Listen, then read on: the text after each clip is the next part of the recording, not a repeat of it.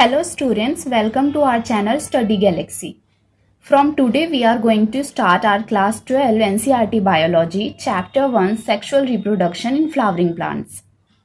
तो 11th में सब लोगों ने बहुत अच्छे से पढ़ाई की होगी, आपके एग्ज़ाम्स भी अच्छे गए होंगे। आई होप ये साल भी आपके लिए अच्छा जाए और मैं पूरी कोशिश करूँगी कि अपनी तरफ से आपको सभी चैप्टर्स प्रोवाइड करूँ, अच्छे से नोट्स बना के दूँ ताकि आप अच्छे से इस क्लास को भी क्रॉस कर सकें और अपने आगे के फ्यूचर के लिए रेडी हो सकें। इस क्लासेस को अटेंड करने के बाद आप नीट के पर्सपेक्टिव से भी और बोर्ड के पर्सपेक्टिव से भी रेडी हो जाएंगे।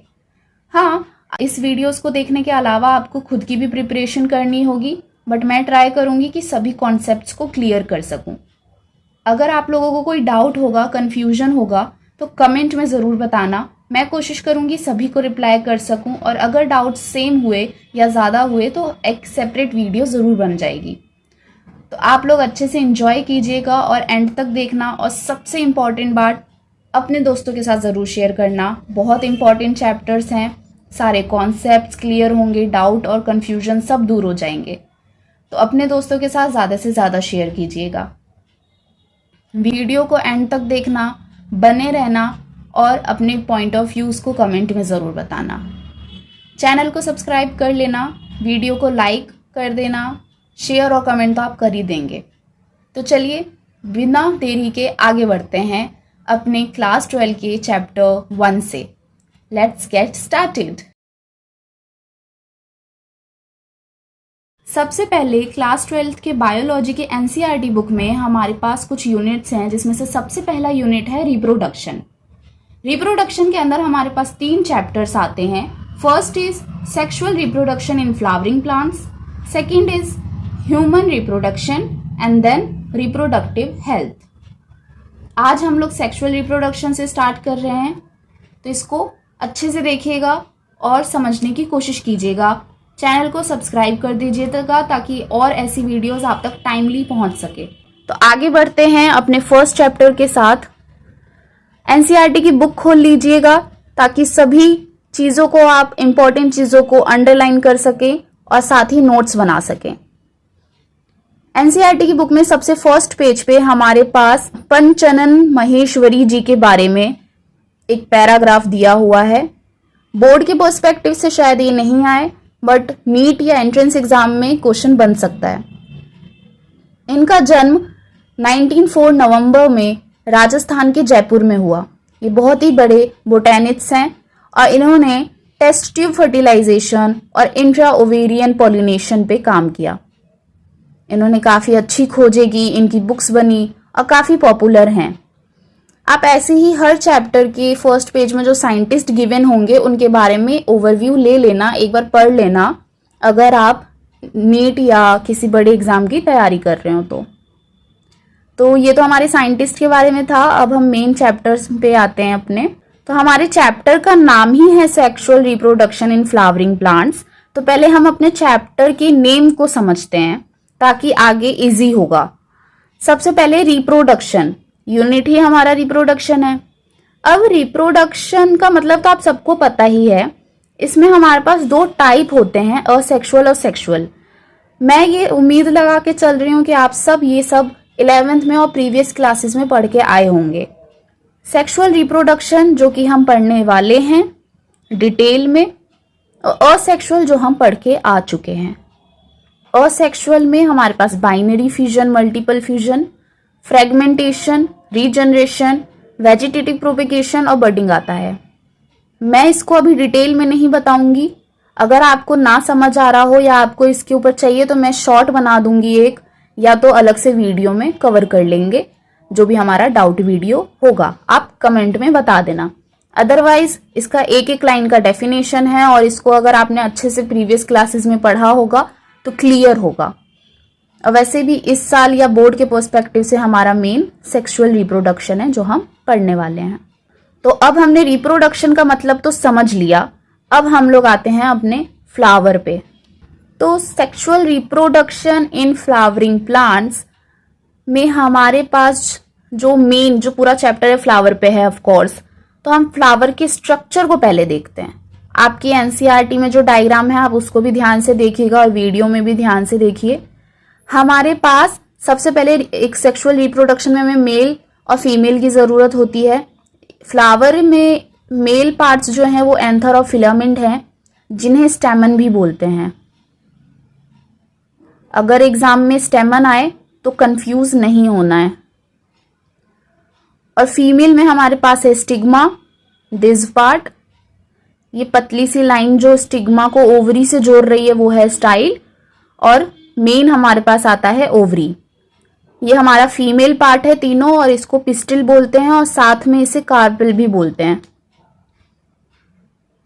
इधर मैं लिख देती हूं, आप लोग अपना साइड बाय साइड लिखते जाइएगा। ओके, नाउ आप देख रहे हो मेल पार्ट्स तो बहुत हैं और फीमेल सिर्फ एक ही है जो बीच में होता है, और ओवरी है, और ओवरी के अंदर हमारा ओव्यूल होता है, जिसके बारे में हम डिटेल में भी पढ़ने वाले हैं आगे। ओव्यूल आगे जाके हमारा सीड बनता है और ओवरी आगे जाके हमारा फ्रूट बनता है। ओवरी है, उसके अंदर ओव्यूल है, ठीक है। अब ये हमारा पेटल हो गया, ये सेपल हो गया। ये वाला जो मोटा पार्ट होता है जो सेपल और पेटल को अपने साथ जोड़ के रखता है, जो इसका स्टेम जैसा होता है, उसको हम थैलेमस बोलते हैं, ठीक है। तो ये तो हमारा स्ट्रक्चर हुआ हमारे पूरे फ्लावर का। ये जो मेल पार्ट है स्टेमन, जिसमें एंथर है, वो पोलन ग्रेन्स को प्रोड्यूस करता है, ठीक है, जो कि हमारे मेल गैमीट्स होते हैं। और जो ये फिलामेंट वाला पार्ट है, दिस वन, ये हमारा सपोर्ट करता है एंथर को। देख ही पा रहे हो आप, एंथर को सपोर्ट कर रहा है, और इससे हमारा पोलन ग्रेन बनता है, जो हम आगे पढ़ेंगे भी। और जो हमारा पिस्टिल है या कार्पल है, जो कि हमारा फीमेल पार्ट है, जिसमें स्टिग्मा है, ये मोटा वाला, मैं कलर चेंज करके बताती हूँ। हाँ, ये जो स्टिग्मा वाला पार्ट है मोटा वाला, ये हमारा पोलन ग्रेन को रिसीव करता है। स्टाइल, ये पतली वाली जो लाइन है, ये हमारे ट्यूब लाइक स्ट्रक्चर होता है जो इसको सपोर्ट करता है, हमारे स्टिग्मा को सपोर्ट करता है और ओवरी को, दोनों को जोड़ता है, ठीक है। अब जो ओवरी है वो ओव्यूल कंटेन करता है, जो मैंने आपको बताया, और यही हमारा मेन फीमेल गैमीट होता है, यही वाला पार्ट। ओके, फ्लावर के स्ट्रक्चर को आई होप आप लोग समझ गए होंगे। जो पोलन ग्रेन्स होता है वो एंथर से स्टिग्मा पे जाता है, जिससे रिप्रोडक्शन होता है। पॉलिनेशन कहते हैं हम इसे, बेसिकली ट्रांसफर ऑफ पोलन, जो कि एंथर से स्टिग्मा पे होता है। अगर हम बात करें तो हमारा जो मूवमेंट ऑफ पोलन है वो हमारा एंथर से स्टिग्मा पे होता है, ठीक है। तो इसी को हम पॉलिनेशन कहते हैं। पॉलिनेशन हमारे दो टाइप के होते हैं, सेल्फ और क्रॉस। सेल्फ पॉलिनेशन, जिसमें सेम फ्लावर में होता है pollination, anther to stigma pollen जाता है, और क्रॉस, जिसमें डिफरेंट प्लांट्स पे होते हैं। ये सब भी हम पढ़ते ही आ रहे हैं, बट हमने इसमें समझ लिया है फ्लावर के स्ट्रक्चर को भी, पॉलिनेशन के टाइप्स को भी, और मेल और फीमेल गैमीट्स को भी। तो अब इसके साथ हम आगे बढ़ते हैं। आपकी बुक में फर्स्ट जो हमारा पॉइंट है, टॉपिक है, वो एंजियोस्पर्म और जिम्नोस्पर्म्स पे है। वैसे सबको मतलब पता होगा, बट इधर मैंने एक डिफरेंस टेबल बना दिया है, जिसका आप स्क्रीनशॉट भी चाहो तो ले लेना, ताकि कंफ्यूजन ना हो और इजीली चैप्टर को आगे हम समझ सके, ठीक है। तो एंजियोस्पर्म मतलब कि ऐसे फ्रूट्स जिसके अंदर सीड्स होते हैं, जो हम देख नहीं सकते, वो अंदर होते हैं। और जिम्नोस्पर्म्स, जिसमें हम सीड्स को देख सकते हैं, ठीक है। उसमें कोई फ्रूट नहीं होता, उसमें सिर्फ सीड्स होते हैं। वो अलग अलग शेप के भी हो सकते हैं, वो डिपेंड करता है। आप चाहो तो फोटो सर्च करोगे तो आपको क्लियरली डिफरेंस दिखेगा। इनमें फ्लावर और फ्रूट की बात करें तो एंजियोस्पर्म में प्रेजेंट रहता है, जिम्नो में नहीं रहता। रिप्रोडक्टिव स्ट्रक्चर, एंजियोस्पर्म का ऑफ कोर्स फ्लावर है और जिम्नोस्पर्म का कोन टाइप होता है। फर्टिलाइजेशन की बात करें तो डबल फर्टिलाइजेशन एंजियोस्पर्म में प्रेजेंट रहता है, बट जिम्नो में नहीं रहता। एग्जाम्पल के लिए हमारे पास एंजियोस्पर्म्स में मैंगो, रोज और वीट आते हैं, और जिम्नो में पाइन और साइकस। ऑफ कोर्स आपने अगर मैंगो, रोज को आप देखोगे, मैंगो को लो तो मैंगो फ्रूट है, उसके अंदर सीड है, एंजियोस्पर्म हो गया। ऐसे ही रोज और वीट में भी होता है।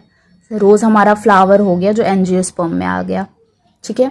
अब जिम्नो में पाइन है, साइकस है, वो ऐसे ही सीड्स दिखते हैं, वो कोन टाइप के शेप होते हैं, उनमें फ्लावर नहीं होता, फ्रूट नहीं होता, और वो उसमें डबल फर्टिलाइजेशन भी एब्सेंट रहता है। तो ये बेसिक सा डिफरेंस है दोनों के बीच में, जो कि क्लियर होना चाहिए। अब हमारा नेक्स्ट जो 1.2 जो टॉपिक है हमारा, pre fertilisation structure and events. हम पहले इस पैराग्राफ को समझते हैं कि इसमें दिया क्या गया है।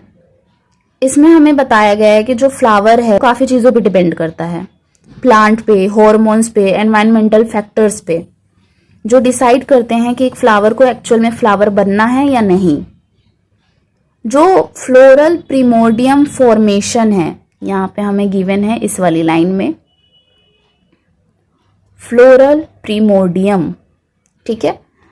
तो फ्लोरल प्रिमोर्डियम फॉर्मेशन, इसका मतलब है कि इनिशियल स्टेज जहाँ पे फ्लावर डेवलप करना स्टार्ट करती है, ठीक है। प्रीमोर्डियम मतलब डेवलप करने से पहले वाला स्टेज, तो वो एक फ्लावर का इनिशियल स्टेज है। इनफ्लोरेंस फॉर्मेशन, यहाँ पे इनफ्लोरेंसेंस का मतलब है, इसका मतलब है ग्रुप ऑफ फ्लावर्स, ठीक है, जो डेवलप करते हैं प्लांट पे।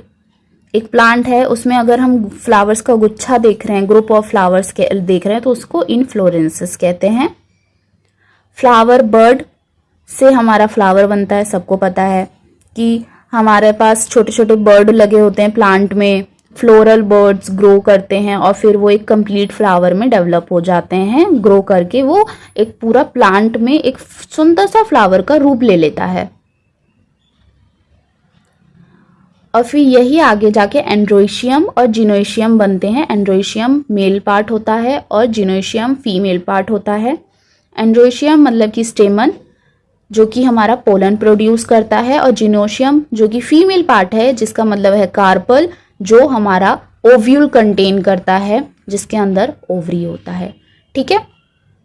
सॉरी, ओवरी होता है, उसके अंदर ओव्यूल होता है, ठीक है। अब ये वाला स्लाइड हमें क्लियर है। नेक्स्ट हम लोग बढ़ते हैं। ओके, तो अब हम आते हैं अपने मेन चैप्टर के ऊपर।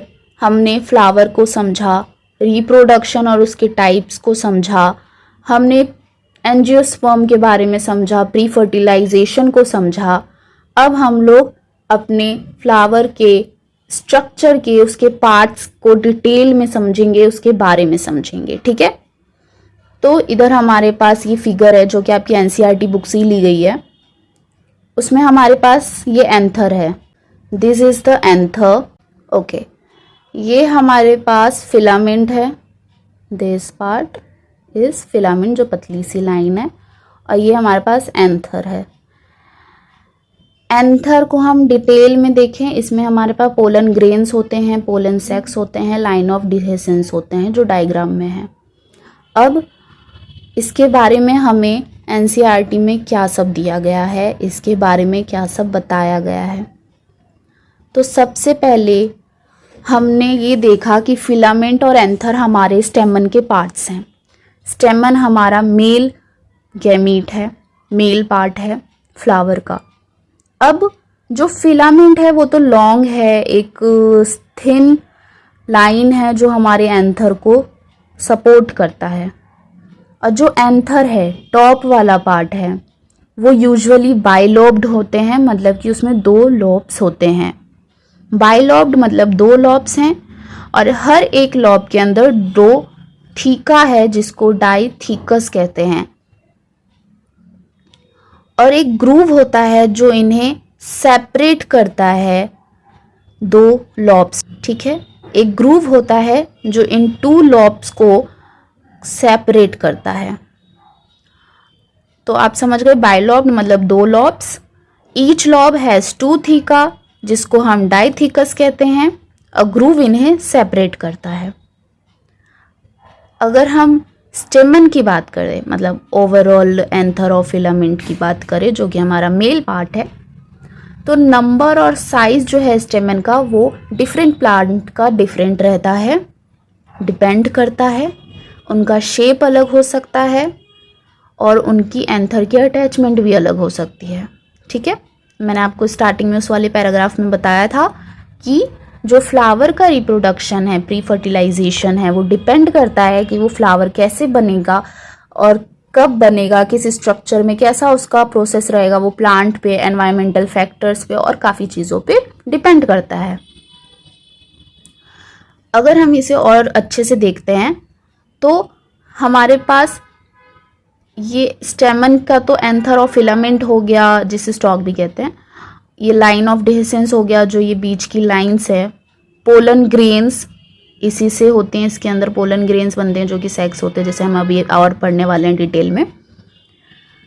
अगर हम एंथर के इंटरनल स्ट्रक्चर की बात करें तो एंथर एक टेट्रागोनल होता है, मतलब 4 साइडेड। आप देख रहे हो 4 साइडेड है, ठीक है। और हर एक साइड माइक्रोस्पोरेंजिया को कंटेन करता है, मतलब 4 माइक्रोस्पोरेंजिया।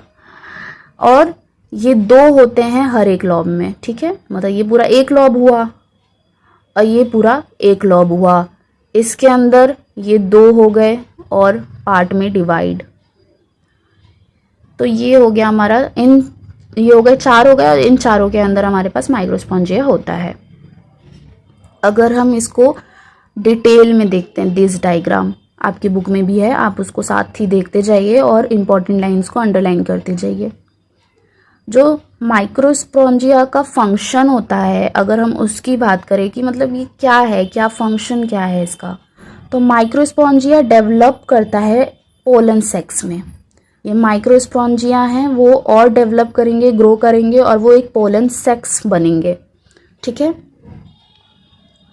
और यही सेक्स कंटेन करते हैं पोलन ग्रेन्स को, जो कि हमारे मेल गैमेट्स हैं। सी, मैं पूरी वीडियो में मेल गैमेट्स और फीमेल गैमेट्स को बार बार रिपीट कर रही हूँ ताकि आप लोगों को याद हो जाए कि मेल में क्या क्या आता है, फीमेल में क्या क्या आता है और सब उसके फंक्शंस एंड पार्ट्स। क्लियर है? आगे हम इस डायग्राम को देखते हैं अच्छे से। तो ये हमारे पास माइक्रोस्पोरेंजिया है, ये हमारे पास दिया है, जो ये वाला डायग्राम है, दिस वन, ये हमारे यंग एंथर को शो करता है, ठीक है। जो हमारा यंग एंथर है उसका ये टीएस है। ये बी वाला पार्ट जो है वो माइक्रोस्पोरेंजियम के लेयर्स को शो कर रहा है। मतलब ये हमारा एंथर है, उसी के इस वाले पार्ट को इन्होंने डिटेल में दिखाया है, जो कि हमारे माइक्रोस्पोरेंजिया के बारे में बताता है, जिसे हम अभी देखते हैं। और जो थर्ड वाला डायग्राम है हमारा, सी वाला पार्ट, वो हमारे मैच्योर डाइसेड एंथर, मतलब कि ये हमारे मैच्योर एंथर को रिप्रेजेंट कर रहा है। अब ये तो हमारा हो गया यंग एंथर। तो ये तो हमने आपको बताया कि इसमें 2 लॉब्स होते हैं, 2 लॉब्स के अंदर 4, ये 1 2 3 4 हमारे पास माइक्रोस्पोरेंजिया हो गया। उसमें से एक को हम यहाँ पे देखते हैं डिटेल में। तो माइक्रोस्पोरेंजिया में हमारे पास सबसे पहले तो ये सर्कुलर शेप में होता है, ठीक है। सबसे पहले ये सर्कुलर शेप में है, जैसे आप देख रहे हो। उसके बाद इसमें 4 लेयर्स होती हैं, 4 वॉल लेयर्स होती हैं। सबसे टॉप पे आता है एपिडर्मिस। एपिडर्मिस का मतलब है कि सबसे बाहरी परत, आउटर लेयर, जो कि एक प्रोटेक्शन लेयर होती है, और ये हमारे अंदर के लेयर्स को और हमारे पोलन ग्रेन्स को प्रोटेक्ट करती है। ये है हमारा सबसे आउटर प्रोटेक्टिव लेयर। आप लिखते भी जाना, या आपकी बुक में है तो अंडरलाइन करते जाना। नेक्स्ट लेयर है हमारे पास इंडोथीशियम। ये हमारा एंथर के ओपनिंग में हेल्प करता है, जिसे हम डिहाइसेंस कहते हैं, जो हमने आगे वाले उसमें पिक्चर में देखा था, ठीक है। तो ये हमारे एंथर के ओपनिंग में हेल्प करता है। नेक्स्ट हमारा आता है मिडल लेयर, ठीक है। फर्स्ट हो गया ऊपर वाली, सेकंड हो गया ये वाला, और थर्ड दिस वाला, this part, okay. So middle layer जो हमारा प्रोटेक्शन प्रोवाइड करता है, इसका मेन काम यही है, प्रोटेक्शन प्रोवाइड करना। देन हमारे पास आता है टेप्टम, दिस, ठीक है। तो टेप्टम जो है वो इनर मोस्ट लेयर है, जो कि पोलन ग्रेन्स को नरिश करता है, उसे नरिशमेंट प्रोवाइड करता है, ठीक है। इसका बहुत ही इम्पोर्टेंट रोल है, आपके एज अ MCQ आ सकता है एंट्रेंस एग्ज़ाम में, और बोर्ड में भी अगर आपका MCQ आता है तो इसमें एक बन सकता है, क्वेश्चन भी बनता है इस पर। तो टेप्टम का क्या रोल है? टेप्टम का सबसे इम्पॉर्टेंट रोल तो यही है कि वो पोलन ग्रेन को नरिश करता है और ये इनर मोस्ट लेयर होती है। ठीक है, ये हमारे पास कितने हो गए फिर? 4 लेयर्स हो गए, epidermis, endothecium, middle layer and टेप्टम। वो डेंस साइटोप्लाज्म के सेल होते हैं। ठीक है, जो टेप्टम के सेल हैं वो डेंस साइटोप्लाज्म के होते हैं, मतलब सेल्स हैव डेंस साइटोप्लाज्म। और ये यूजुअली बाई न्यूक्लिएट होते हैं, मतलब कि 2 न्यूक्ली होते हैं। और इसका रीज़न ये है कि न्यूक्लियस डिवाइड कर सकते हैं लेकिन साइटोप्लाज्म डिवाइड नहीं कर सकते, इसलिए ये बाई न्यूक्लिएट होते हैं। क्योंकि न्यूक्लियस डिवाइड हो जाते हैं 2 हिस्सों में, तो इसीलिए बाई न्यूक्लिएट होते हैं, जो कि 2 न्यूक्ली होते हैं जिसका मतलब। ठीक है, आई होप आप समझ रहे होंगे। और जो हम सेंटर ऑफ माइक्रोस्पोर्जियम की बात करें अगर, ये हमारा आ गया सेंटर वाला पार्ट। ठीक है, तो सेंटर ऑफ माइक्रोस्पोर्जियम जो है वो स्पोरोजीनस टिश्यू कंटेन करता है, और यही सेल्स आगे जाके पोलन बनते हैं। ठीक है, यही सेल्स हमारे आगे जाके पोलन बनते हैं। तो माइक्रोस्पोरोजीनेसिस है वो हमारा पोलन फॉर्मेशन करते हैं। ठीक है, स्पोरोजीनस सेल्स जो कि ये वाले पार्ट्स हैं, ये आगे जाके पोलन मदर सेल्स बनते हैं, माइक्रोस्पोर मदर सेल्स। ठीक है, जो इसको हम शॉर्ट में PMC भी बोलते हैं। PMC मियोसिस के अंदर जाता है और 4 हैप्लॉइड माइक्रोस्पोर्स, जिसे टेट्राड कहते हैं, उसको फॉर्म करता है, उसको बनाता है। Ploidy of tetrad cells haploid होते हैं, और ये सब हम 11th में पढ़ के आ चुके हैं। तो हम आगे बढ़ते हैं कि इसका फर्दर डेवलपमेंट हुआ, और जो माइक्रोस्पोर्स हैं हमारे इन टेट्राड वो सेपरेट हो गए। देखिए सारे बिछड़ उछड़ गए हैं, सारे इधर उधर हो गए हैं। ठीक है, और each microspores develops into pollen grains. ठीक है, ये सभी अलग अलग हो गए हैं। यहाँ पे ये बन रहे थे, इनका वो मैच्योर वाला स्टेज अभी आया नहीं था, बन रहा था, लेयर थे। फिर माइक्रोस्पोर्जियम का वो वॉल लेयर दिखा, माइक्रोस्पोर मदर सेल्स दिखे, जिसे पोलन मदर सेल भी कहते हैं। ये पूरा सब हुआ, उसके बाद ये और बिखरे और डेवलप हुए, और देन ये पोलन ग्रेन बने। और each microsporangium produces thousands of pollen grains. हमारे पास 4 हैं, चारों ने बहुत सारे पोलन ग्रेन्स हमें प्रोड्यूस करके दिए।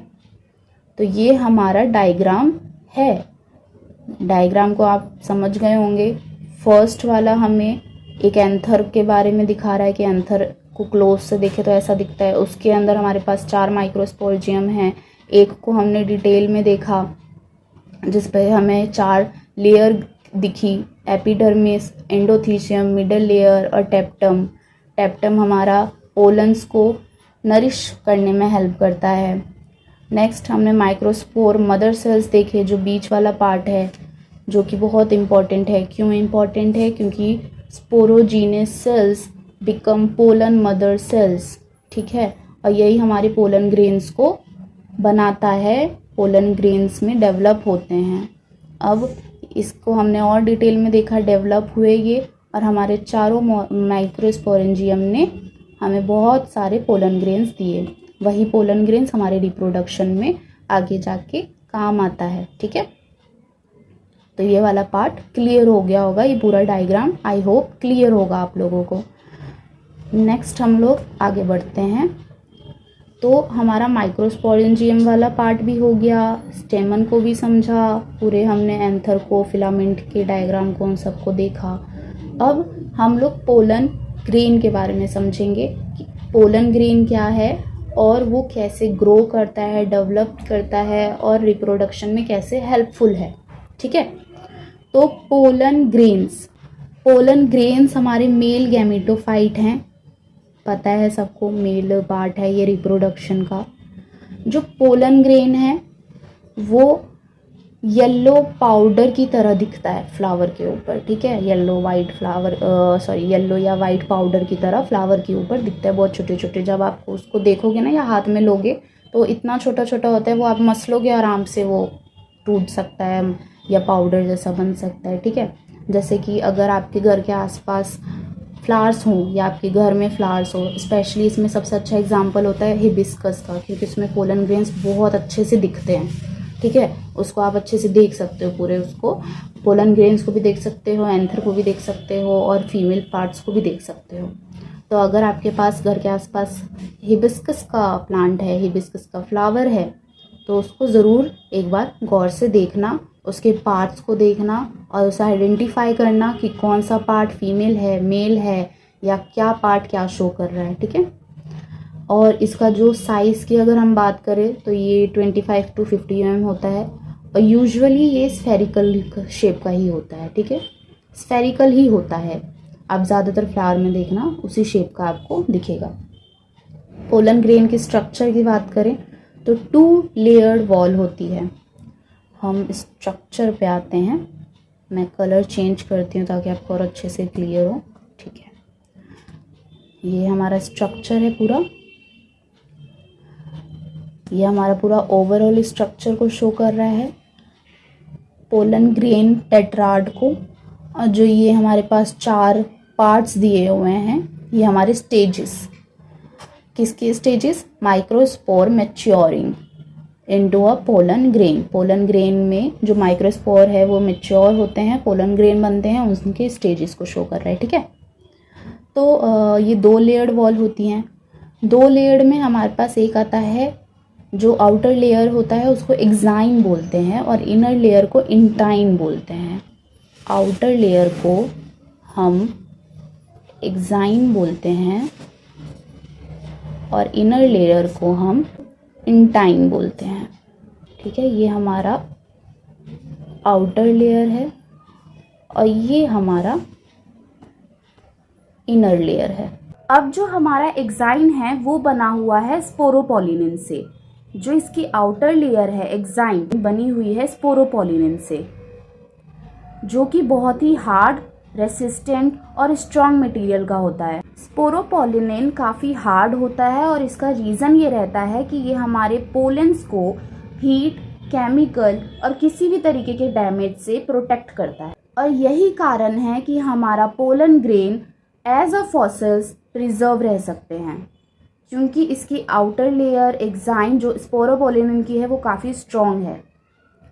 वहीं हमारे एक्साइन में एक छोटा सा छेद होता है या छोटी सी जगह होती है जहां स्पोरोपोलिनिन एब्सेंट रहता है और उस जगह को जर्म पोर्स कहते हैं, जो हेल्प करता है हमारे पोलन ट्यूब के फॉर्मेशन में ड्यूरिंग फर्टिलाइजेशन, ठीक है। तो जर्म पोर का फंक्शन ही यही है कि वह ड्यूरिंग फर्टिलाइजेशन पोलन ट्यूब के फॉर्मेशन में हेल्प करता है। अब हम आते हैं अपने inner layer that is intine, जो कि थिन होती है और सॉफ्ट होती है और ये बनी हुई होती है सेल्यूलोस और पैक्टिन से। तो इधर हमने एक्साइन और इंटाइन को समझा। नेक्स्ट हम देखते हैं अपने बी वाले डायग्राम को, इस वाले को, जिसमें हमारे पास 2 सेल दिए हुए हैं। ये हमारे पोलन के इंटरनल स्ट्रक्चर को शो कर रहा है, जिसमें हमारे पास एक दिया हुआ है वेजिटेटिव सेल, जो कि बड़ा और देखने में भी बड़ा है और ये एक लार्ज न्यूक्लियस को अपने अंदर रखता है, प्रेजेंट रखता है, ठीक है। फूड स्टोर करने में मदद करता है।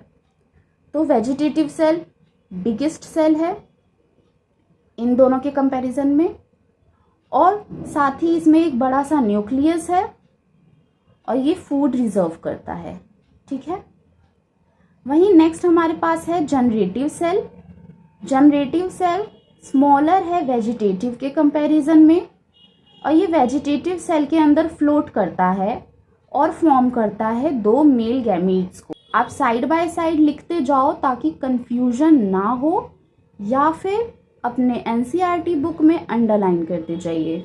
स्मॉलर रहता है, वेजिटेटिव सेल में फ्लोट करता है और फॉर्म करता है 2 मेल गैमीट्स, जो कि हमारे स्टेजेस में हेल्प करते हैं। हमारे पोलन ग्रेन में 2 स्टेजेस है, एक है 2 सेल्ड स्टेजेस और 3 sailed stages. 2 sailed stage mostly plants में रहते हैं, ठीक है। मोस्ट ऑफ द प्लांट्स में 2 स्टेज ही रहते हैं, और कुछ ऐसे प्लांट्स हैं, कुछ और ऐसे चीज़ें जिसमें हमारे पास 3 सेल्ड स्टेज भी देखने को मिलते हैं। 2 सेल्ड स्टेज में वेजिटेटिव एंड जनरेटिव सेल्स होते हैं नॉर्मल, एंड 3 में हमारे पास जनरेटिव सेल्स होते हैं, ठीक है। जनरेटिव सेल्स जो डिवाइड कर चुके हैं, जो कि हमारे 2 मेल गैमीट्स को फॉर्म कर चुके हैं, बना चुके हैं। तो 2 वाले में हमारे पास बस क्या आता है, वेजिटेटिव एंड जनरेटिव, पर 3 वाले में हमारे पास जनरेटिव सेल जो डिवाइड हो चुके हैं, जो कि 2 मेल गैमीट बना चुके हैं, वो आते हैं, ठीक है। This is clear to all of you. So that's it for this slide. Now we move towards the next one. Okay, इसका स्क्रीनशॉट ले लीजिए या तो लिख लीजिए। तो अब हम अपने नेक्स्ट स्लाइड पे बढ़ते हैं। नेक्स्ट हमें दिया हुआ है हमारे एनसीईआरटी बुक में पोलन ग्रेन का एक और पैराग्राफ, जिसे मैंने यहाँ पॉइंट्स में लिख दिए हैं, आप इसका स्क्रीनशॉट ले लेना। उस पूरे पैराग्राफ का समरी इसमें कवर है। उसमें हमें दिया गया है pollen grain as a medicine, as a pollen banks used, breeding used. मतलब बेसिकली जो पोलन ग्रेन्स है वो सिर्फ फर्टिलाइजेशन नहीं बल्कि और भी चीज़ों में यूज़ होता है, ठीक है। मतलब ये बहुत ज़्यादा इम्पॉर्टेंट है और इसका बहुत इम्पॉर्टेंट रोल भी है, जो कि यहाँ एक फ़ोटो दी हुई है जो एनसीईआरटी बुक से ली गई है, जिसमें ये दवाइयाँ हैं, कुछ केमिकल्स हैं। अब हम इन पॉइंट्स को पढ़ के समझते हैं कि ये हमें बता क्या रहा है, या फिर हमारा पोलन किस तरीके से यूज़ किया जाता है या कितना इम्पॉर्टेंट है। सबसे पहले हमारा जो फर्स्ट पॉइंट आता है, that is allergies caused by pollen. Pollen allergies भी कॉज कर सकता है, ठीक है। रेस्पिरेटरी प्रॉब्लम्स हो सकती है पोलन से, जैसे कि अस्थमा और ब्रोंकिटिस। काफ़ी ऐसे लोग हैं जो आपने देखे होंगे काफ़ी मूवीज़ में भी, या फिर काफ़ी ऐसे लोग होते हैं जो फ्लावर्स के पास जाते हैं तो उन्हें काफ़ी छींकें आने लगती हैं, या उनकी तबीयत ख़राब हो जाती है, या वो सांस नहीं ले पाते, क्योंकि उन्हें पोलन ग्रेन से प्रॉब्लम होती है, एलर्जी होती है और रेस्पिरेटरी प्रॉब्लम्स होती है, जिससे वो उन्हें सांस लेने में प्रॉब्लम होती है, ठीक है। तो ये उस एलर्जी के रूप में हुआ। इसका एग्जाम्पल हमें यहाँ गिवन है, पार्थेनियम हिस्टोफोरस को याद कर लेना, एमसीक्यू में आ सकता। नेक्स्ट पॉइंट है न्यूट्रिशनल इम्पोर्टेंस। ये पोलन ग्रेन काफ़ी रिच होता है न्यूट्रिशन में, और ये फूड सप्लीमेंट्स में यूज़ होता है, जैसे टैबलेट्स, सिरप्स, ठीक है, जैसे इस पिक्चर में भी देखने को मिल रहा है। और ऐसा क्लेम किया जाता है कि ये हमारे एथलीट्स और एनिमल्स की परफॉर्मेंस को इंक्रीज़ करता है, ठीक है। जैसा आपने देखा होगा काफ़ी एथलीट्स या एनिमल्स दवाइयाँ लेते हैं जिससे वो स्ट्रॉन्ग हो और उनकी परफॉर्मेंस अच्छी हो, तो उसमें हमारा पोलन ग्रेन यूज़ किया जाता है। नेक्स्ट पॉइंट है हमारे पास पोलन विएबिलिटी, जिसका मतलब है लाइफ स्पैन। पोलन ग्रेन्स की लाइफ स्पैन छोटी भी होती है और मंथ्स तक भी हो सकती है। ये डिपेंड करता है टेम्परेचर और ह्यूमिडिटी पे। जैसे राइस और वीट का लाइफ स्पैन सिर्फ 30 मिनट्स के अराउंड ही रहता है, वहीं कुछ प्लांट्स ऐसे हैं जिनकी मंथ्स में भी रहती हैं। तो इस स्लाइड को अच्छे से देख के अपना नोट डाउन कर लेना। नेक्स्ट फोर्थ पॉइंट है हमारे पास स्टोरेज ऑफ पोलन, जो कि सबसे इम्पॉर्टेंट पॉइंट है।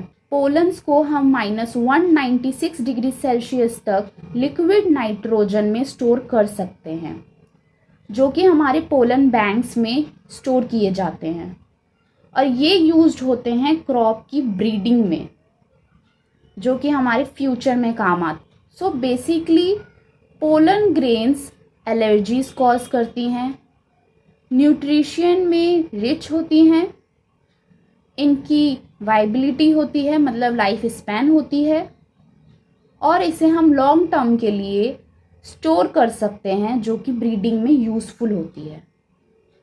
तो ये स्लाइड भी आपको क्लियर हो गई होगी। तो अब हम मूव करते हैं दूसरे स्लाइड पे और अपने दूसरे टॉपिक पे।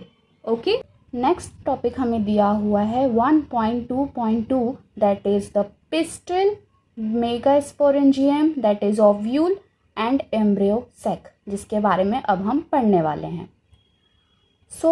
ये पैराग्राफ हमारे एनसीईआरटी बुक का ही है, बट इस पैराग्राफ को करने से पहले हम कुछ चीज़ों को देखेंगे, कुछ पॉइंट्स को पहले समझेंगे, देन इस पैराग्राफ पे आएंगे ताकि ये और इजीली समझ में आए। और ये पॉइंट्स हैं जिन्हें हम पहले पढ़ते हैं। बेसिकली ये उस पैराग्राफ का समरी है। Okay, so firstly we have gynoecium that is female reproductive part. Now the gynoecium, that is the female part of a flower made up of pistils, that is carpel, जो हमने starting में ही समझा था। ठीक है, कि female parts जो हैं, that is what is the female parts we have stigma, style and ovary, and इन्हें हम पिस्टल या कार्पल बोलते हैं। ठीक है, तो जो जिनोशियम है वो फीमेल पार्ट है फ्लावर का, जो कि पिस्टल से बना हुआ है। नाउ टाइप्स, हमारे पास दो टाइप्स आते हैं, मोनोकार्पेलरी एंड मल्टीकार्पेलरी। मोनोकार्पेलरी में हमारे पास ओनली वन पिस्टिल, इसका मतलब मोनो का मतलब होता है वन, ठीक है, एंड मल्टी मीन्स बहुत सारे। तो मोनोकार्पेलरी मतलब, और कार्पेल का मतलब है पिस्टिल, तो मोनो कार्पेल मतलब पिस्टिल, तो only one pistil. Clear? Multi मतलब बहुत सारे, मैनी, एंड कार्पल मतलब पिस्टिल, सो बहुत सारे पिस्टिल।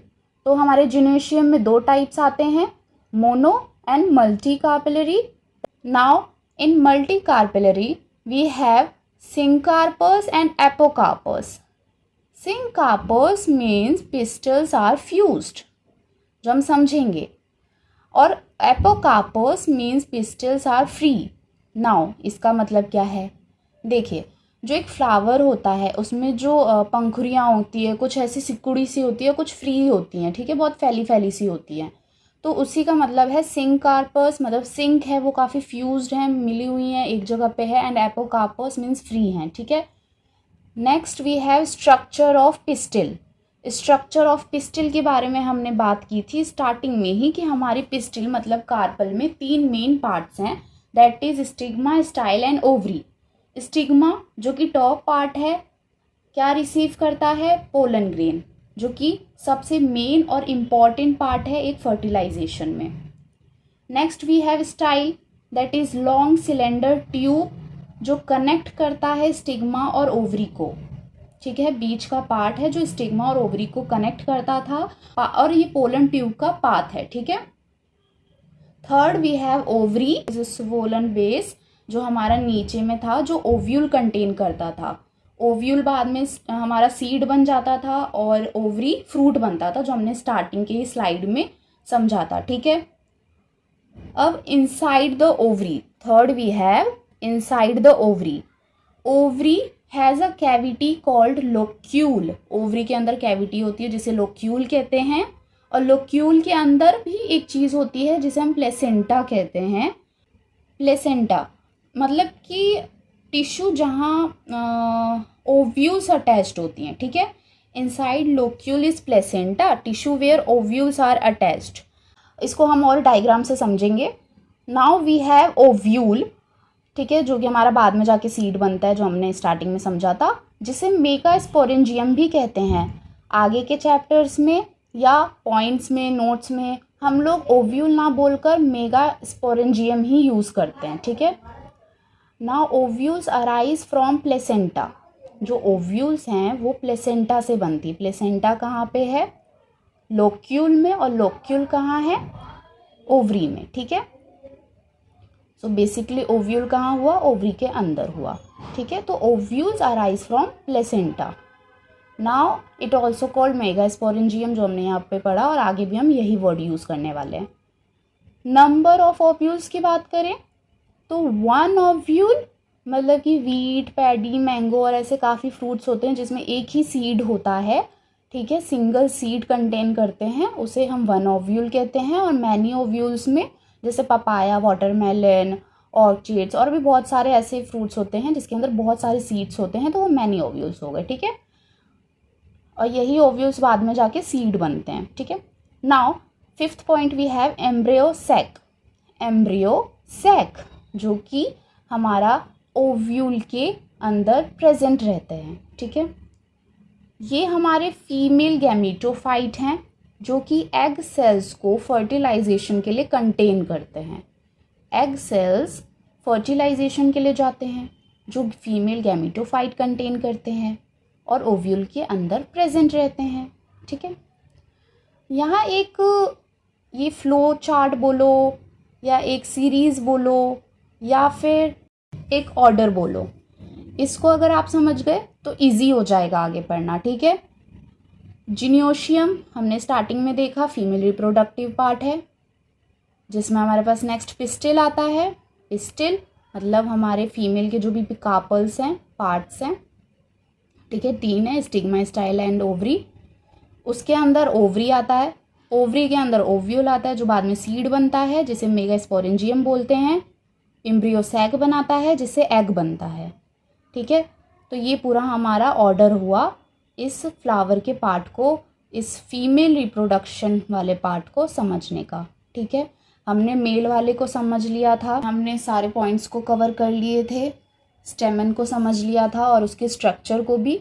यहाँ से हमारा फीमेल वाला स्टार्ट हुआ है जिसमें ये हमारा ऑर्डर है जो आप एक बार समझ जाओगे, क्लियर हो जाएगा, याद कर लेना, आगे और अच्छे से समझ आएगा।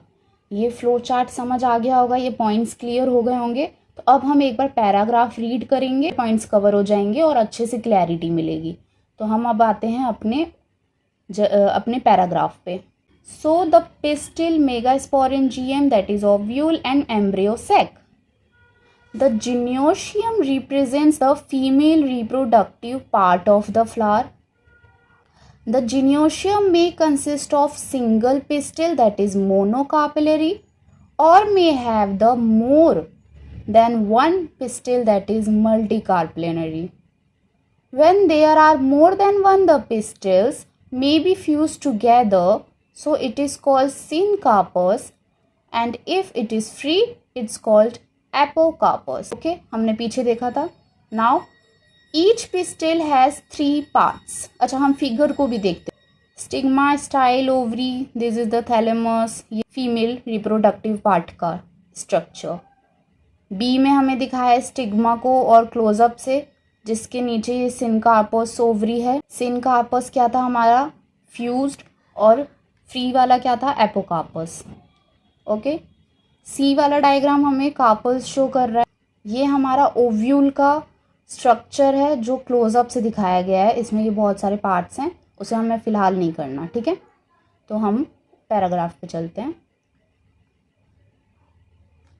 Each pistil has 3 parts, stigma, style and ovary. We have already known that. Now the stigma serves as a landing platform for pollen grains. Okay, we know that. The style is the elongated slender part beneath the stigma, ये भी हमें पता है। Okay, ये सब हमें पता है। Here, inside the ovary, this line, inside the ovary is the ovarian cavity called as locule. Okay, the placenta is located inside the ovarian cavity, means placenta locule के अंदर प्रेजेंट रहता है, और लोक्यूल कहाँ प्रेजेंट रहता है, ovary के अंदर, ठीक है। Arising from the placenta are the megasporangia, and what is this, ovule. Okay, commonly called ovules here. Now the number of ovules in an ovary maybe 1 or many.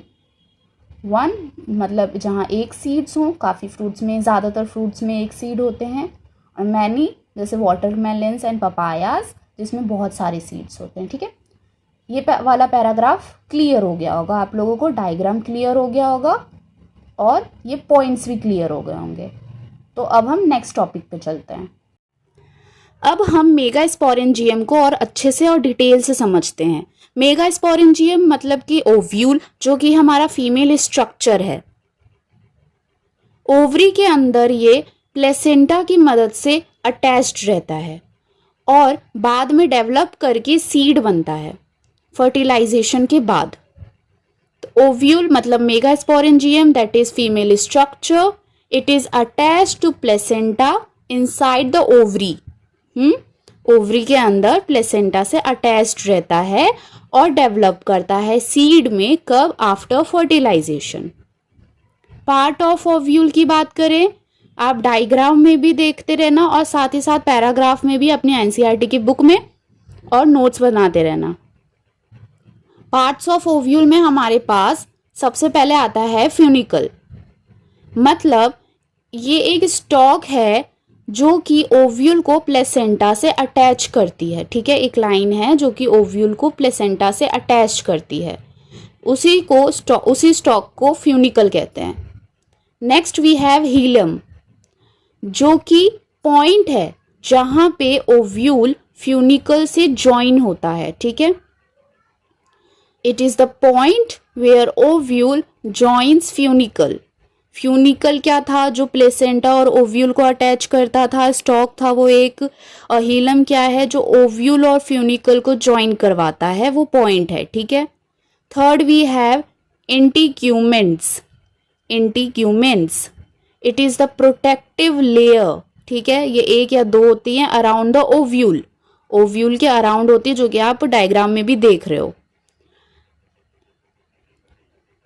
और ये एक small opening छोड़ देती है, एक छोटी सी जगह छोड़ देती है, जिसे माइक्रोपाइल बोलते हैं।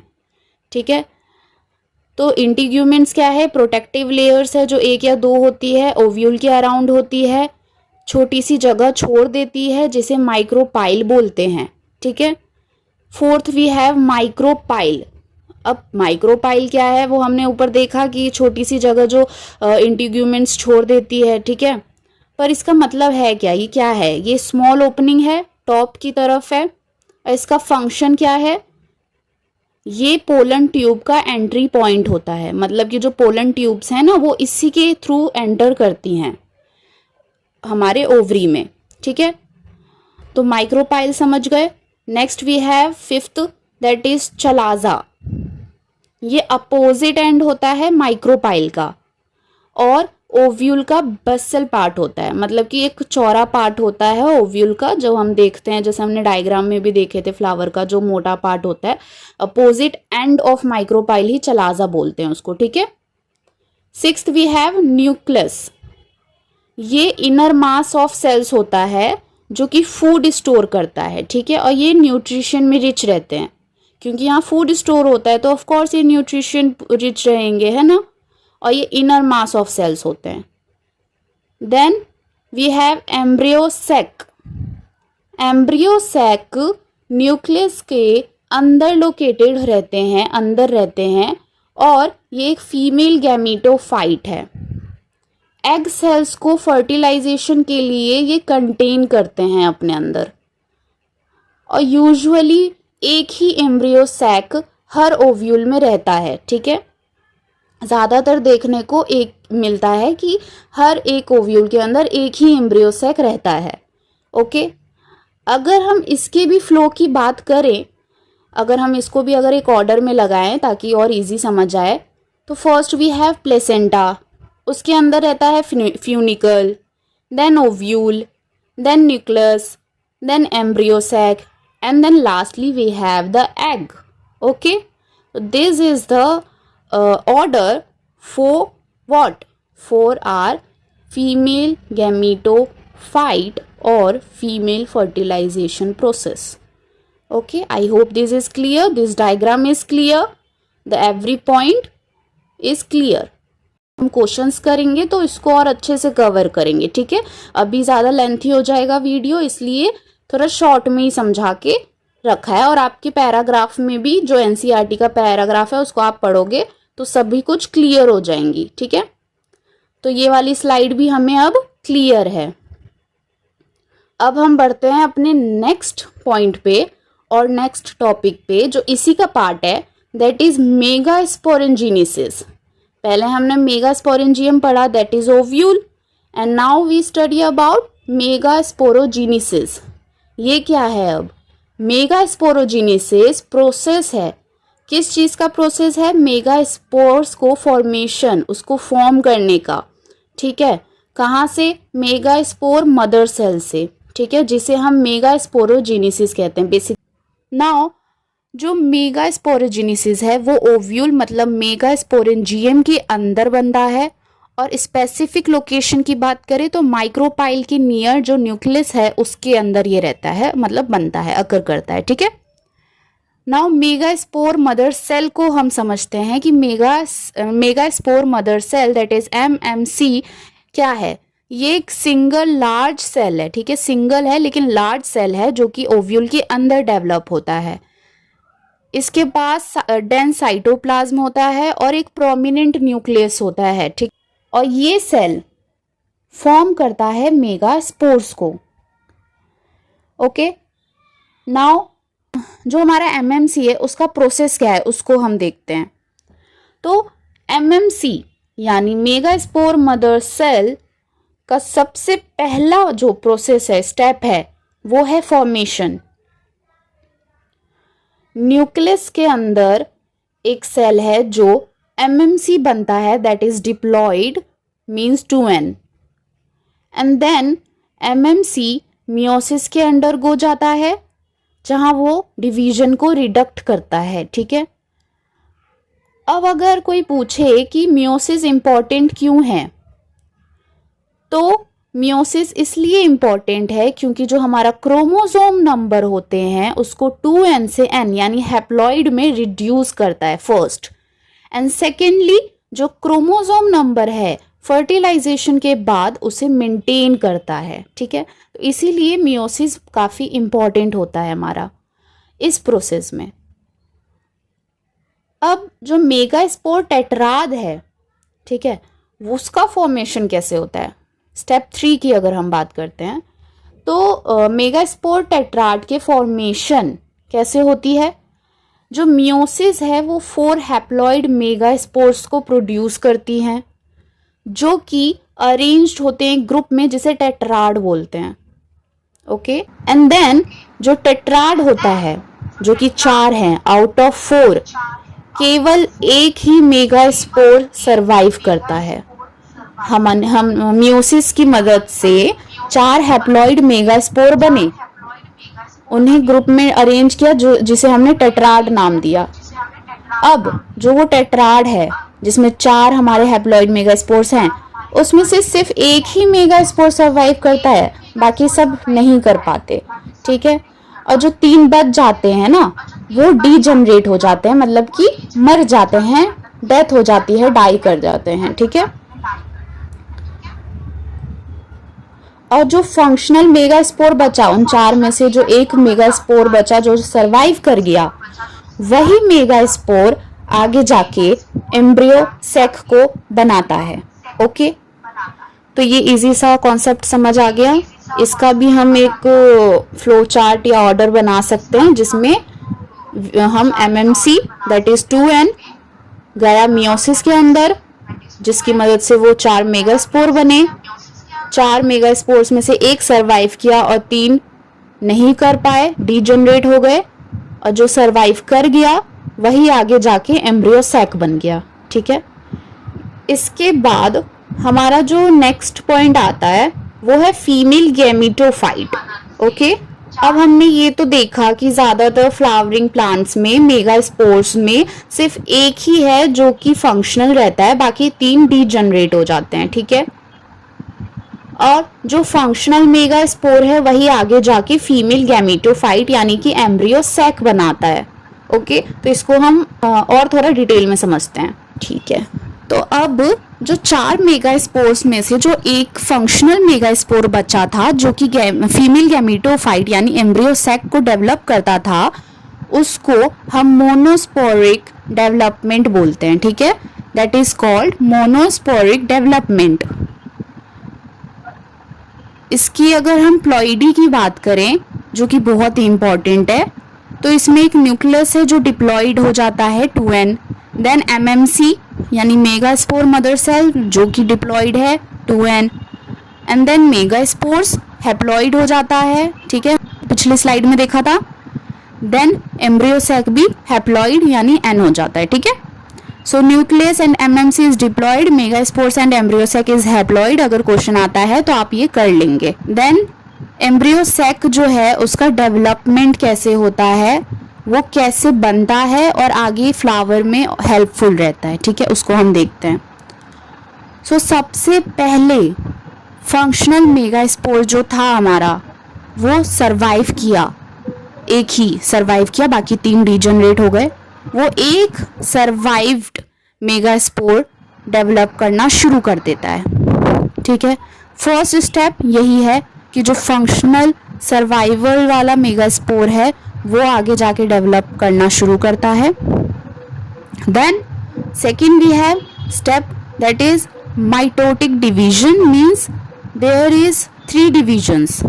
First division in which we have 2 nuclei, second division 4 nuclei, third division 8 nuclei, means these are free nuclear divisions. Okay, no cell wall formed initially, कोई भी cell wall initially form नहीं होती हैं, ठीक है। न्यूक्ली होती हैं, डायग्राम में भी आपके पास दिख रही होंगी, ठीक है, हम डायग्राम को भी समझ रहे हैं, ठीक है। सेल फॉर्मेशन की बात करते हैं। Cell walls form after 8 nucleate stage. Okay, 8 nucleate stage के बाद सेल वॉल फॉर्म होती है। जो हमारा फाइनल स्ट्रक्चर बन के आता है उसमें हमारे पास 7 सेल्ड एंड 8 न्यूक्लिएट एम्ब्रियोसेक बनकर आता है, ठीक है। तो ये क्वेश्चन बहुत आता है एमसीक्यू में भी, बोर्ड्स में भी, और इसमें बच्चे बहुत कंफ्यूज भी हो जाते हैं 8 and 7 में। So it is 7 sailed and 8 nucleate embryosac. Here you can see, and here 1, 2, 3, 4, 5, 6, 7 and 8 is nucleate in embryosac. Okay, 1, 2, 3, 4, 5, 6, 7, and these 7s are celled. This is our mature embryosac. This is micropylar end, means top. Egg apparatus 3 cells होते हैं, एक egg cell होता है और 3 synergids होते हैं, मतलब जो कि pollen tube के एंट्री में हेल्प करते हैं। जो साइनर्जिड्स हैं दैट हैव फिलीफॉर्म apparatus, जो कि पोलन ट्यूब को गाइड करती हैं, और 2 साइनर्जिड्स होती हैं और एक एग सेल रहता है। एंड बीच में हमारे पास सेंट्रल सेल रहता है जो कि 2 पोलर न्यूक्ली कंटेन करती हैं, ठीक है। 2 पोलर न्यूक्ली कंटेन करती हैं, कौन करती है? Central cell. Then chalazal end that is bottom, और यहाँ पे हमारे 3 एंटीपोडल सेल्स होते हैं, here 1, 2 and 3। सो डायग्राम समझ आ गया होगा। We have 3 egg apparatus, 2 polar nuclei, 3 antipodals, total it have 8, that is our 8 nuclei, and then we have only 7 cells in which we have central cell that contain 2 nuclei. Clear? So basically इस पूरे paragraph का और diagram का एक line में अगर हम summary देखें या मीनिंग देखें तो होगा कि a typical embryosac is 7 celled and 8 nucleate formed from 1 megaspore through mitosis. Clear? इस लाइन को समझ गए? जैसे देखो अब इस पैराग्राफ का या फिर इस पूरे डायग्राम का ये समरी है कि 7 सेल्ड और 8 न्यूक्लिएट है, ठीक है। अब कोई पूछेगा इसका मतलब बताओ, तो आप गिनवा दोगे 7 सेल्ड कहाँ कहाँ कैसे कैसे हैं और 8 न्यूक्लिएट कैसे कैसे और कहाँ कहाँ है, ठीक है। यहाँ पे हमने डायग्राम में समझ लिया है। और ये एग्जाम में आपके पक्का आएगा, बोर्ड एग्जाम में ये क्वेश्चन आता ही है, 5 नंबर में भी आ सकता है कि ये पूरा डायग्राम आपको बना के दिखाना होगा और समझाना होगा कि इसमें क्या चीज क्या है और कैसे शो हो रही है, ठीक है। तो ये आप कर लोगे। बस मेन याद रखना क्या है आप लोगों को कि इसमें हमारे पास सेल कितने हैं और न्यूक्लिएट कितने हैं, 7 सेल्ड है एंड 8 न्यूक्लिएट है. Okay, so now I hope this video is clear for you. All the slides, all the topics, points, everything is clear to you. So आज के लिए इतना ही. इस वीडियो को यहीं एंड करते हैं. नेक्स्ट वीडियो भी 1-2 दिन में आ जाएंगी, आप उसे भी वॉच करना. ये वीडियो बहुत ज़्यादा लेंथी हो रही है, इसलिए इसका पार्ट 2 में सारे टॉपिक्स कवर हो जाएंगे. ठीक है, हमारा ऑलमोस्ट आधा चैप्टर कंप्लीट हो चुका है. अब थोड़े बहुत टॉपिक्स है जो हम नेक्स्ट वीडियो में कवर कर लेंगे. आप उसे ज़रूर वॉच करना, इसको एंड तक ज़रूर देखना और चैनल को सब्सक्राइब कर लेना ताकि टाइमली आप तक वीडियो पहुंच सके. Thank you for watching. Please be continued with us and all the best for your exams, for your test and for your this science students journey. Okay, so have a nice day. Bye.